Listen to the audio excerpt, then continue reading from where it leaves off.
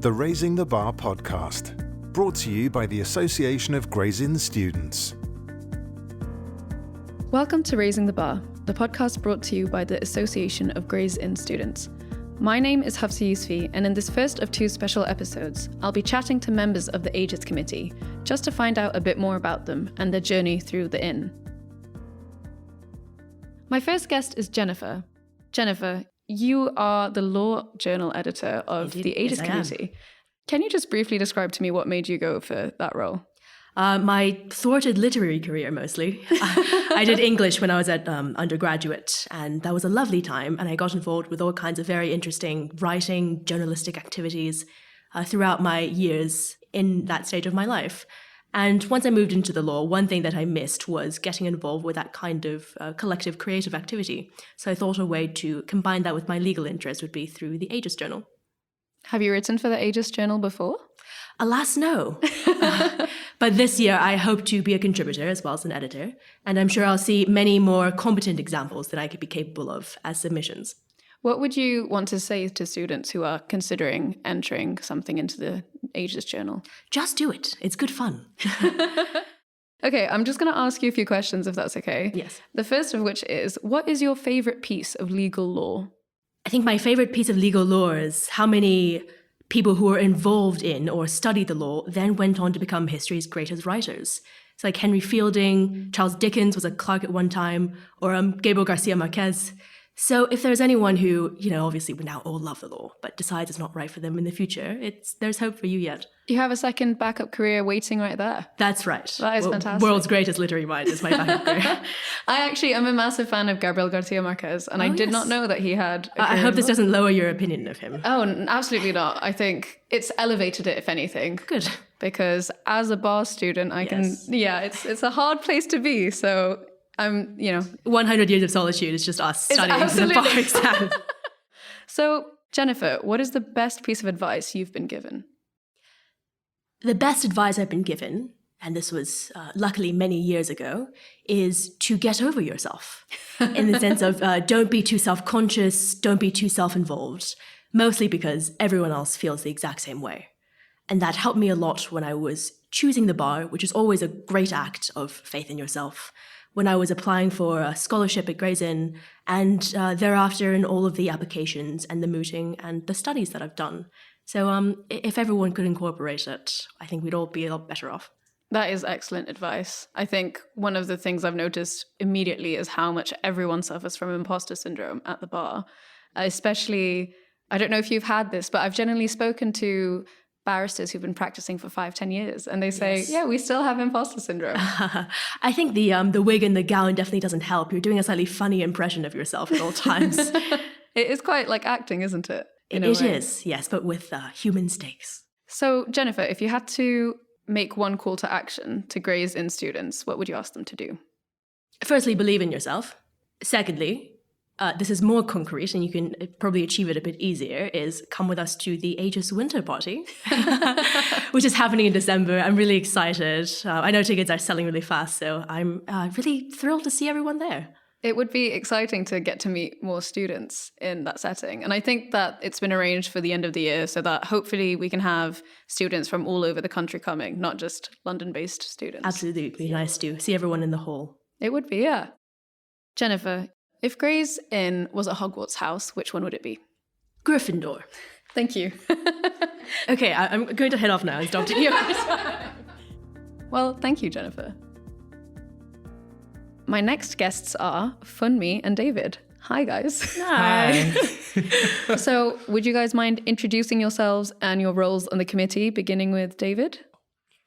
Okay, well, my name is David, and I'm the Vice President of the AGIS committee. And, well, my role entails being like the welfare officer for all AGI students and the committee as well, and also deputizing for the president, which is Tanya. So, so I'm like second in charge, sort of. Yeah. Second in command? In command, yeah. And Funmi? I'm Funmi. I am the Equality, Diversity and Inclusion Officer for AGIS this year, and I sit on the EDI committee at Gray's Inn, where I basically give feedback on the experience of our student members, any concerns that they may have, I'm also expected to give suggestions and improvements on how the Inn can better foster EDI and hopefully run some EDI-centered events throughout the year. What is one change you'd like to see in the culture of the bar? I think I would like to see more embracing of the different cultures at the bar.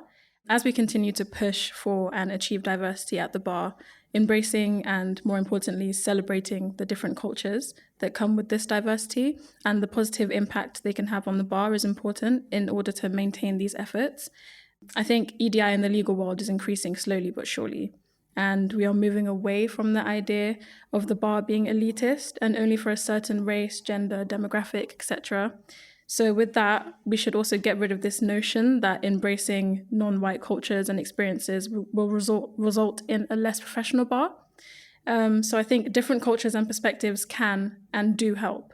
So including and celebrating these cultures and showing that the bar can hit the same level of excellence whilst being inclusive is what I would like to see within the culture of the bar. That is a great answer. I kind of want to ask you a follow-up, if that's okay. That's okay. When you say in terms of embracing different cultures, what issues come to mind for you? The court dress, the way we speak in court, I think everybody comes from like very different backgrounds, and it's easy to feel imposter syndrome where you see everyone speaking in a certain type of way and you feel like you have to also follow suit when that's not necessarily how you talk or, you know, how you were raised or where you come from. So I think embracing those different cultures is really important. I agree. I feel like the profession would be very boring if we were all monolithic and everyone comes in with these big personalities and suddenly we're all wearing suits and our voices are the exact same as everyone else's. I completely agree. So David, what drew you to a profession at the bar? So what drew me to a profession at the bar was that firstly, I'm a young African black man, so it's very difficult to even get to the bar because of where I come from or my race and stuff like that.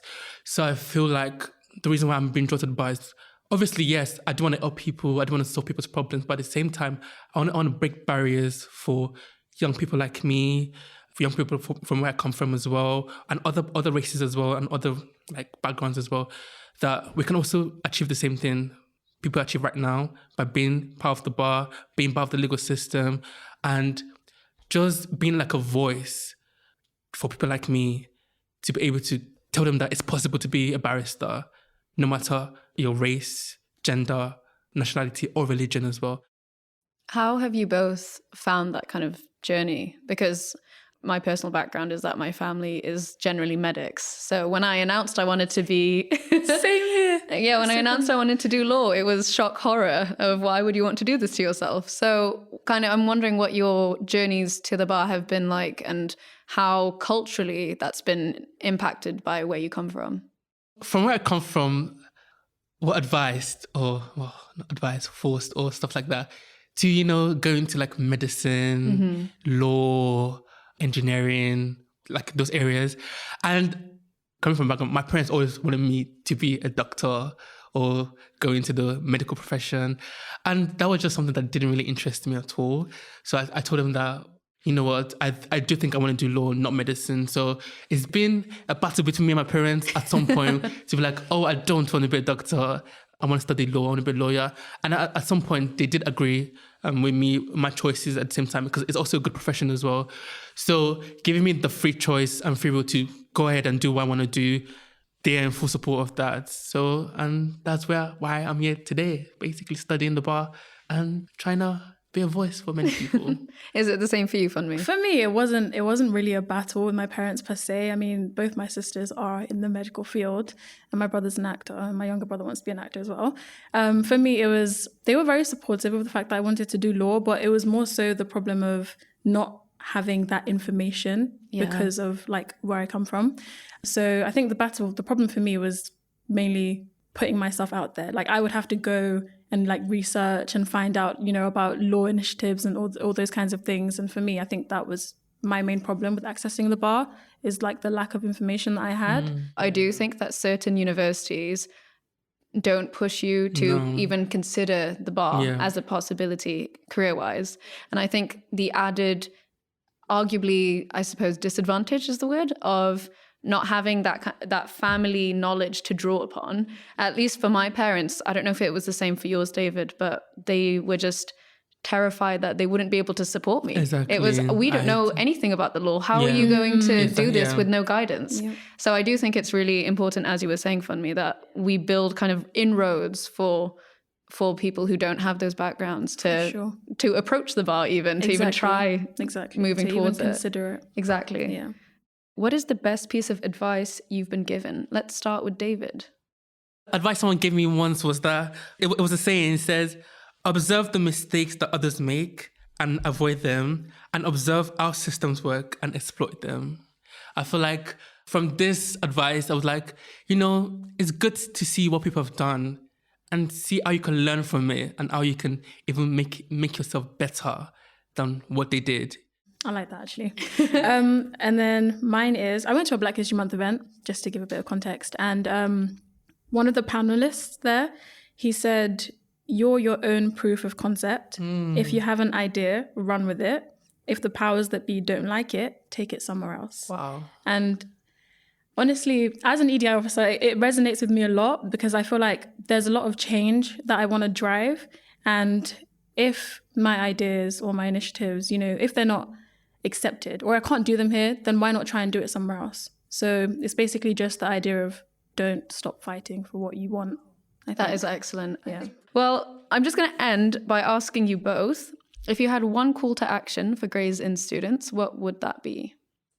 I have a few things to mention, actually. Okay, so I would say definitely send in emails to the AGIS mailbox because we do check it. If you have any concerns, if you have anything that you would like to potentially pitch, even to me as EDI officer, I am more than willing to listen. I'm more than willing to follow through on them. David? Anything? Yeah, and also you should always be able to, speak to us. We're literally here to listen to you guys, hear your voices as well, and basically make sure you're okay in Gray's Inn. And also, we've got an AGIS winter party. I was waiting for someone to mention the winter party. And you should all attend. David's going to be there. Funmi, are you going to be there? I will. I'm bringing 2 guests. So. Oh, wow. Yeah. Okay. So I think you should all be there, and I should all see your dancing shoes on as well, and we're going to have a good time. Oh, also, I actually have one more thing that I want to say. So we've got an exciting potential partnership in the works currently with Tutor the Nation, and they're basically an organization that aim to help underrepresented state school students. So our student members will be able to hopefully volunteer once a week online. And it's low commitment, so if anyone wants to volunteer, keep an eye out. More information will be out on that shortly. Wow. That is fantastic. Funmi and David, if Gray's Inn was a Hogwarts house, which one would it be? Can we say at the same time? Yes. Okay, should I count you in? Yeah. Okay. 3, 2, 1. Gryffindor. Yeah, I think so too. Yeah. That you are confirming my hypothesis, so this is great. Thank you. My next guest is Kamilla. Hi, Kamilla. Hi, thanks for having me. So, Kamilla, you're the GDL officer for the AGIS committee. I am indeed, and it's a role I've been really enjoying so far. Have you had a lot of interaction with other GDL students? Perhaps not as much as I would like to have had, but it's a work in progress. So one of the things you would say to listeners is contact me.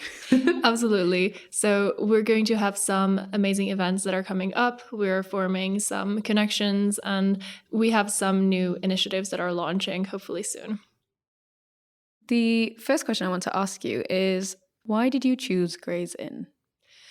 So I chose Gray's Inn because, as you know in the famous line, Gray's is the friendliest inn. Okay, it's the way Gray's is branded, but it really is true in my experience.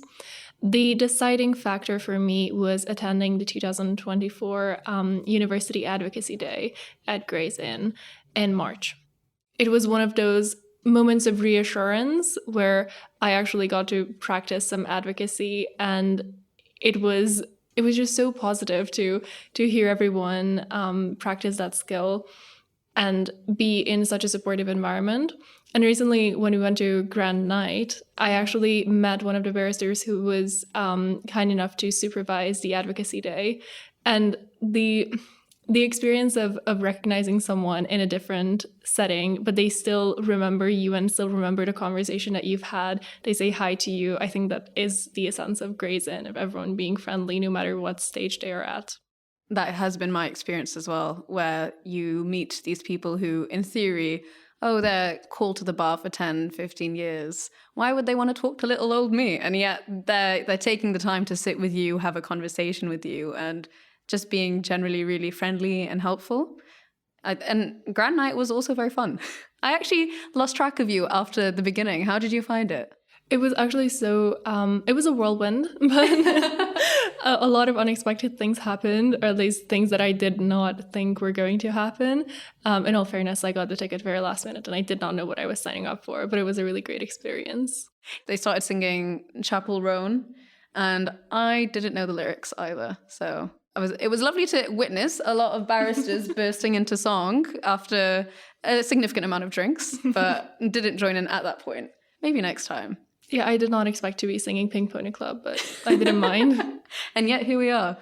Okay, the second question I want to ask you, Kamilla, is what is the best piece of advice you've been given? So the best piece of advice I've been given is definitely, it's kind of cliche, but be yourself and don't pretend to be anyone else. And I think the reason this has stuck with me is right before my interview for the GDL scholarship, I was freaking out. I was having a really stressful time. And I was thinking, like, what do they want me to say? And I heard this really great piece of advice of, if you're focused on trying to figure out what they want you to say, that is going to be a dead-end street, because you're not actually going to be presenting who you are and why someone should give you the scholarship, because you're just going to try to present the answer you think fits. But that's not what they are interested in. They really are interested in who you are and what you bring to the table. It's interesting. We had a similar conversation just before you came with David and Funmi, and it was the exact same thing in terms of we all, I think, aspiring students feel like we need to fit into this very specific box, and you need to look a certain way and sound a certain way.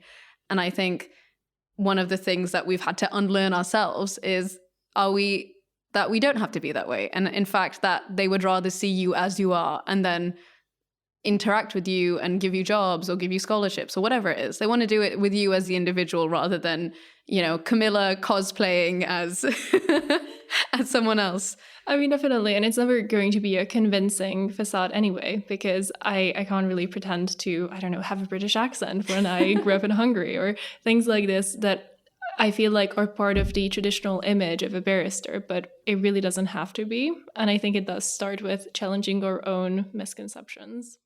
And I genuinely think that accents bring such a beauty to the language. I would agree, but it does give that additional pressure of, am I actually being understandable? But, it's something that you just have to be confident about, because at the end of the day, if you're trying to sound like someone you're not, that's going to make understanding that much more difficult.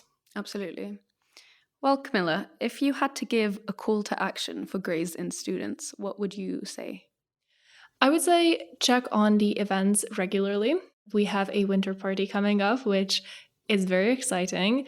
And I also encourage especially the GDL students who maybe haven't been to the inn that much, to really just visit. Because the best thing about coming to the inn is you get to feel like it's a place where you're welcome. But that has to start when you're still a student, to get familiar, to feel less intimidated. And day by day, whenever I come here, I just feel more and more at ease to actually be at Gray's and enjoy this community. I completely agree. I think getting used to being in these halls is something that takes a while, but once you've done it, it feels good to come back. And it does start to feel a bit like home. So, final question for you, Kamilla. If Gray's Inn was a Hogwarts house, which one would it be? Wow, that's a charged question, and I should have prepared an answer. Well, I'm thinking Hufflepuff, but I do have a personal loyalty to Hufflepuff as an honorary Hufflepuff myself. Thank you, Kamilla. Well, that's all we have time for today. Please join us for part 2 of this special podcast.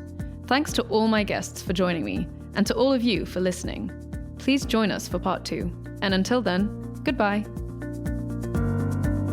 Thanks for listening to the Raising the Bar podcast. Please follow, rate and review on your podcast app. And for more information, check us out on Twitter at AGI Students.